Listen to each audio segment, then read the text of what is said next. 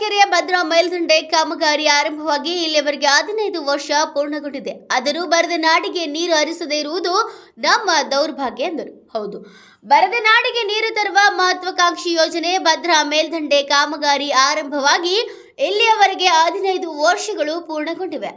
15 ವರ್ಷಗಳಿಂದ ನೀರು ಹರಿಸಲಾಗದೇ ಇರುವುದು ನಮ್ಮ ದೌರ್ಬಲ್ಯ ಅಥವಾ ರಾಜಕಾರಣಿಗಳ ದೌರ್ಬಲ್ಯವೋ ಒಂದು ತಿಳಿಯುತ್ತಿಲ್ಲ ಎಂದು ರೈತ ಸಂಘದ ರಾಜ್ಯ ಪ್ರಧಾನ ಕಾರ್ಯದರ್ಶಿ ಈಚಘಟ್ಟದ ಸಿದ್ದವೀರಪ್ಪ ಅಸಮಾಧಾನವನ್ನ ವ್ಯಕ್ತಪಡಿಸಿದರು. ಚಿತ್ರದುರ್ಗ ಜಿಲ್ಲೆಯ ಹೊಳಲ್ಕೆರೆ ಪಟ್ಟಣದಲ್ಲಿ ನಡೆದ ರೈತ ಸಭೆಯಲ್ಲಿ ಮಾತನಾಡಿ, ಮಳೆ ಬಾರದಿರುವುದರಿಂದ ಪ್ರತಿಭಟನೆ ಕೈಗೊಳ್ಳಬೇಕಿದೆ.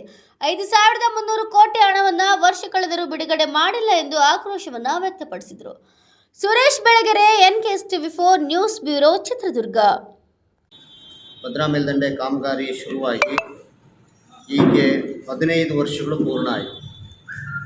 15 ವರ್ಷಗಳಿಂದ ಕೂಡ ಈ ಜಿಲ್ಲೆಗೆ ನೀರು ಹರಿಸಲಿಕ್ಕೆ ಆಗಲಿಲ್ಲ ಅಂತ ಹೇಳಿದರೆ ದೌರ್ಬಲ್ಯ ನಮ್ಮದೋ ಅಥವಾ ರಾಜಕಾರಣಿಗಳದೋ ಒಂದು ಅರ್ಥನ ಬಡದು ಎಚ್ಚರಿಸಿದ್ದಾನೆ. ಈ ಸಾರಿ ಮಳೆ ಬಂದಿದ್ದರೆ ನಾವು ಸುಮ್ಮನೆ ಇರ್ತಾ ಇದ್ದೀವಿ ಅಂತ ನಾವು ಈ ಕಾರ್ಯಕ್ರಮವನ್ನು ಕೈಗೆತ್ತಿಕೊಳ್ಬೇಕಾದ ಅನಿವಾರ್ಯತೆ ನಿರ್ಮಾಣ ಆಯಿತು. ವರ್ಷ ಆದರೂ ಕೂಡ ಹಣವನ್ನು ಬಿಡುಗಡೆ ಮಾಡಲಿಲ್ಲ. ಅದನ್ನು ಈ ಜಿಲ್ಲೆಯ ಸಂಸದರಾದಂಥ ನಾರಾಯಣ ಸ್ವಾಮಿ ಅವರಿಗೆ ಜ್ಞಾಪಿಸ್ತಾ ಅವನು ಕೂಡ ಚರ್ಚೆ ಮಾಡಿದರೆ ಮಾಡಿಸ್ತೀವಿ ಅಥವಾ ಈ ರಾಜ್ಯ ಸರ್ಕಾರದ ಮೇಲೆ ನಾವು ನಿಯಂತ್ರಣ ಇಟ್ಕೊಂಡು ಕೆಲಸ ಮಾಡಿಸ್ತೀವಿ ಅನ್ನೋ ಭರವಸೆಯನ್ನು ಅವರು ಕೊಡೋಕ್ಕೆ ಆಗಲಿಲ್ಲ. ಹಾಗಾಗಿ ನಾವು ಚಳುವಳಿಯನ್ನು ಅನಿವಾರ್ಯವಾಗಿ ಕಂಟಿನ್ಯೂ ಮಾಡಬೇಕಾದಂಥ ಸ್ಥಿತಿ ನಿರ್ಮಾಣ ಆಯಿತು.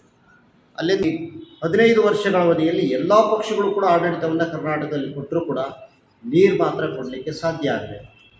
ಆ ಕಾರಣಕ್ಕೆ ನಾವು ಇವತ್ತು ನಿರಂತರವಾಗಿ ಬರಗಾಲ ಮತ್ತು ಬಡತನದಲ್ಲಿ ಈ ಜಿಲ್ಲೆಯ ಜನರು ಇದ್ದೀವಿ.